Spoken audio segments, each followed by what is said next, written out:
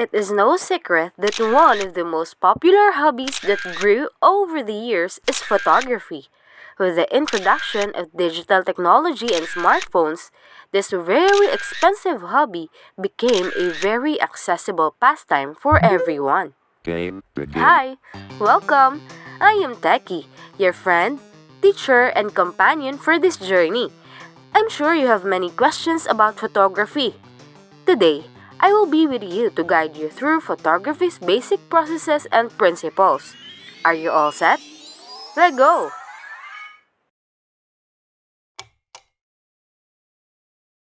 Have you ever wondered how photography works?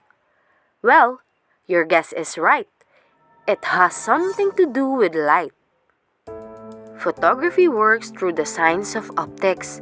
It is how light reacts when it is refracted, bent, and captured by the photosensitive materials. If you use SLR or regular cameras, the reaction of light will be recorded in photographic film. If you use modern digital cameras and smartphones, it will be recorded in photosensors. Amazing, isn't it? But photography is not a new phenomenon. It has been around since 400 to 300 BC. This is the first ever camera. In the 16th century, it was called camera obscura or dark chamber. The first version of camera obscura was a completely enclosed dark room with a hole in a wall. Then, by the effect of light diffraction, an image of the outside world was projected into the opposite wall. Because of this role of light, the art was called photography. Sir John Herschel was the one who coined the name photography in 1839. It was derived from the Greek word photos, meaning light, and graphe, meaning drawing, writing, and together, meaning drawing with light. In 1826, Nicephore Niepce, an amateur inventor, used a camera obscura, fitted it with a pewter or a gray alloy of tin with copper and antimony plate. Niepce produced the first successful photograph from nature, a view of the courtyard of his country estate, Grasse, from an upper window of the house. It took about 8 hours to expose. He later collaborated with Louis Daguerre and developed the daguerreotype photography, which was later recognized by Institut de France in 1839. Because of the sensitivity and difficulty of the nature of photography, there were many experiments and trials done in the past. One of the most significant events in the history of amateur photography was the introduction of the Kodak camera in 1888. It was invented by a former bank clerk from New York, George Eastman. The Kodak was a simple box camera that came loaded with a 100 exposure roll of film. When the roll was finished, the entire machine was sent back to the factory.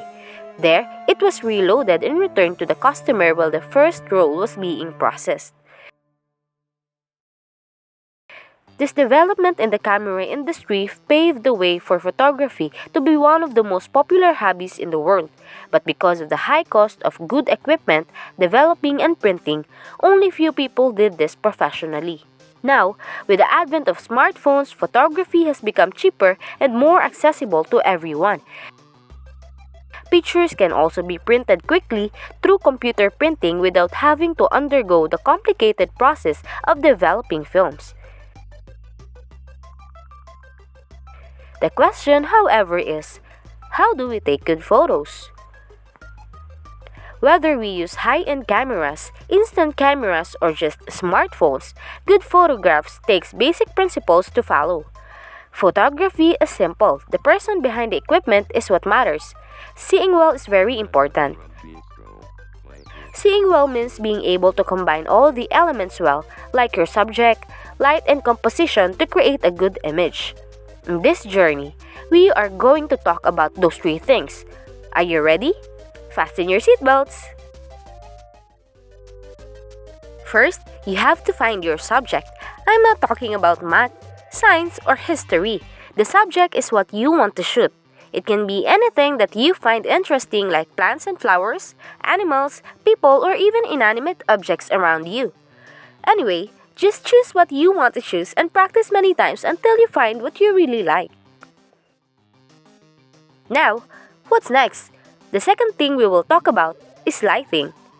Like we mentioned at the beginning of this video, light plays a very important role in photography.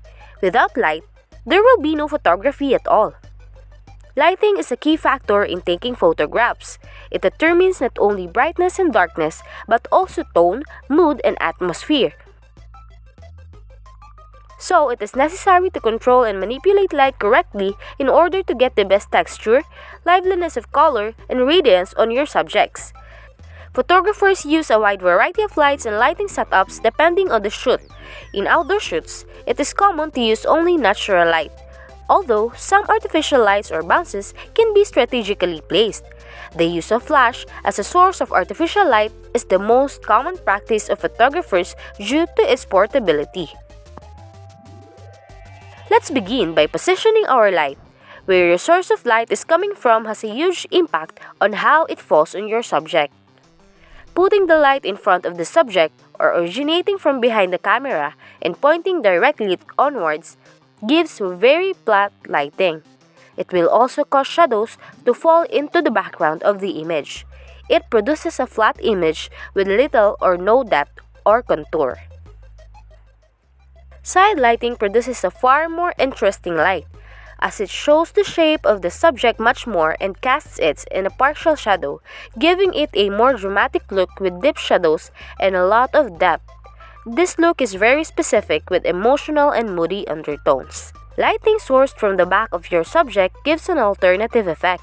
This time, most of the light is hitting the side of the subject, making it brighter, which creates a more distinctive and dramatic photo because the subject is shadowed or silhouetted. Those are the different positions of light to achieve certain effects on your subject. The question now is, how dark or bright do you want your photograph to be? This is where manipulating comes into play. Light can be manipulated to fall on a particular area of interest on your subject. This can be achieved through the use of diffusers and photography reflectors. Different light sources have different qualities. These qualities are most noticeable in the shadows produced on photographs. These qualities can be achieved through soft light or hard light. To achieve soft light, the light is diffused to create fewer shadows. While it comes from a source, the light is spread out in many directions from that source. Hard light, on the other hand, comes from a directional light, like a spotlight, a flash, or the sun. Hard light often achieves a moody or dark feeling in your images. Just remember, your lighting depends on the kind of photos you want to create. You can use either artificial light or natural light. Like mentioned earlier, if you do outdoor shoots, it is common to use only natural light, although some artificial lights can be strategically placed. There are many other things to learn and consider regarding lighting and photography, but for now, let's just focus first on the things we mentioned. I am sure you can try those on your own, right? Now that we learned about our subject and lighting, let's move on to the third consideration: composition.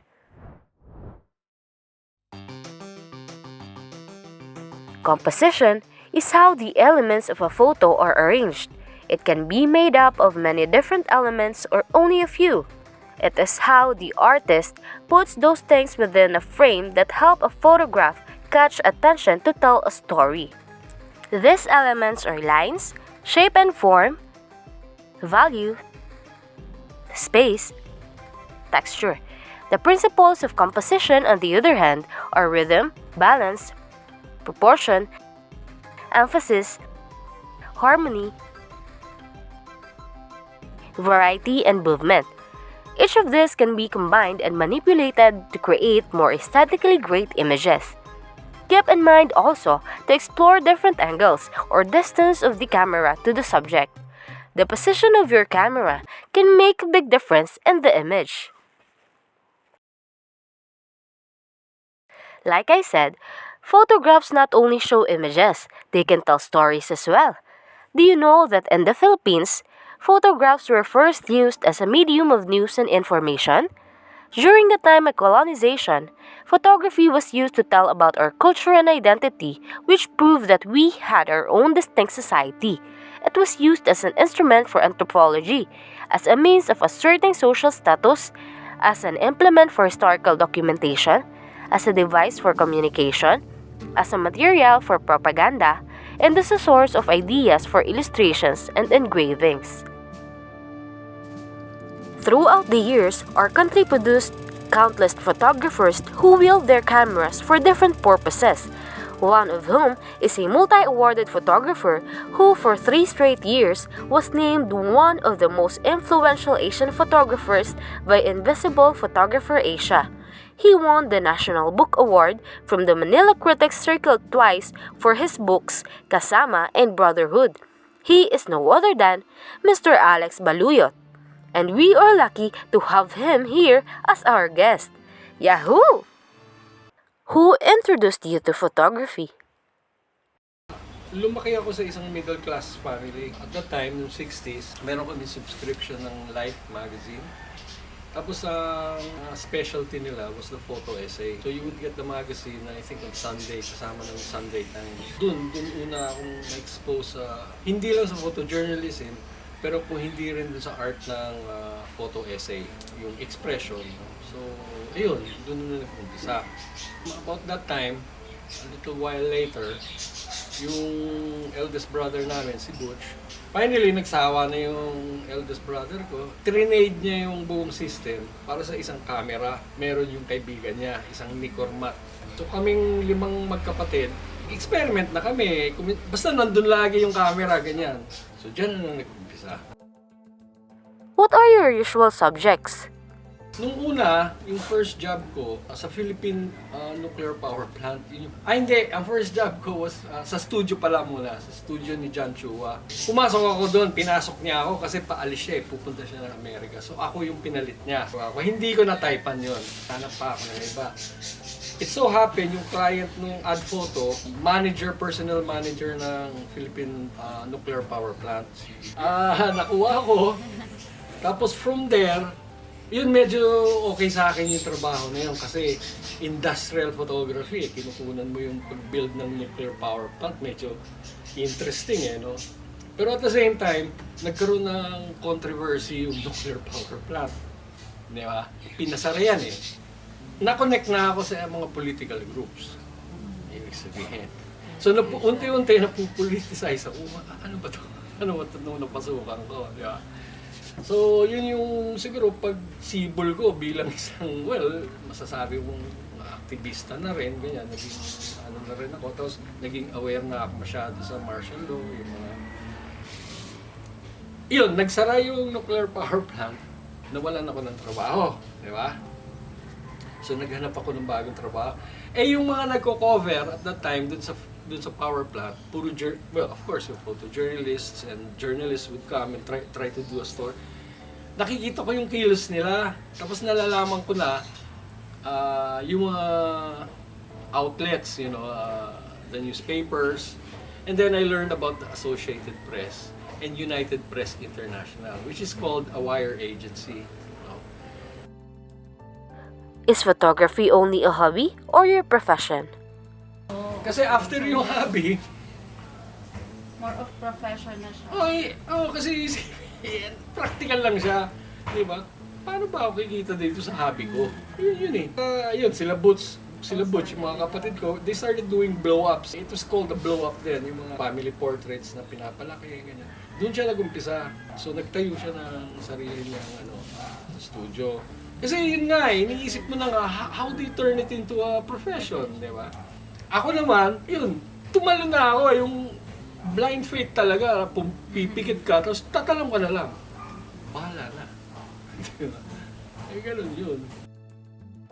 How do you use photography for advocacy? Hindi kasi ako mahilig mag-cling into power. Parang not like some other people I know. Lalo yung mga politiko, ganyan.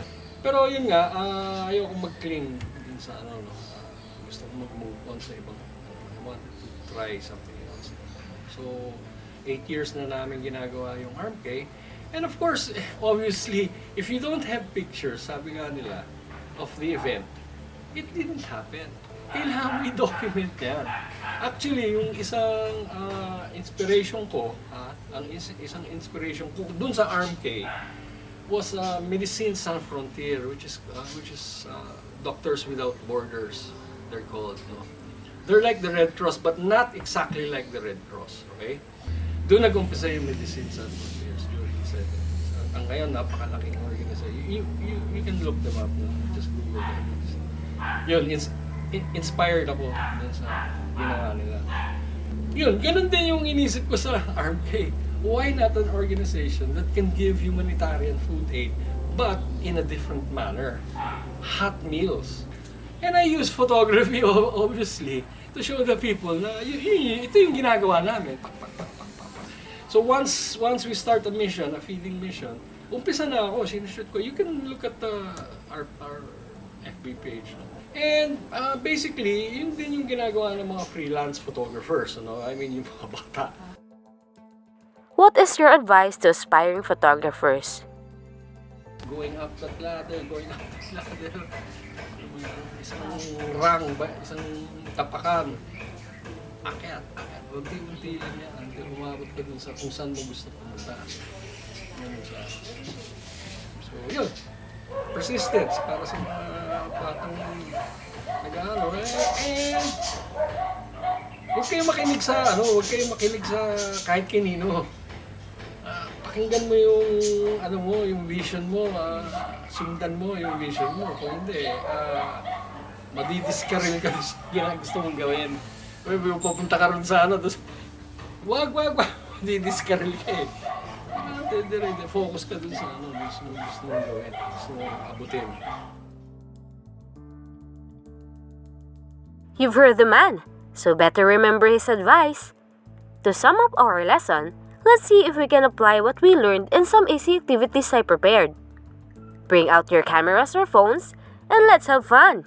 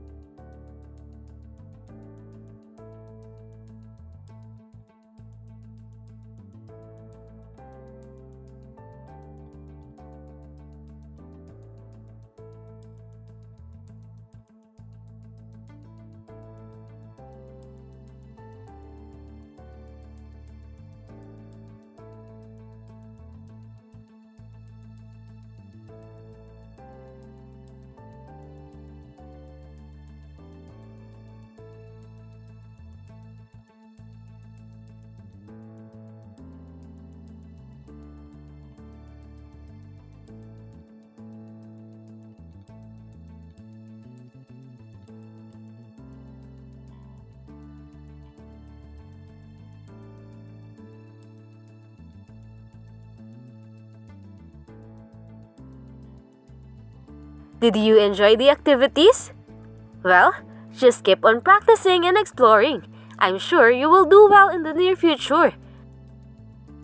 Let me say goodbye for now. Again, I am Taki, your friend, teacher, and companion. Bye! I'm clicking away!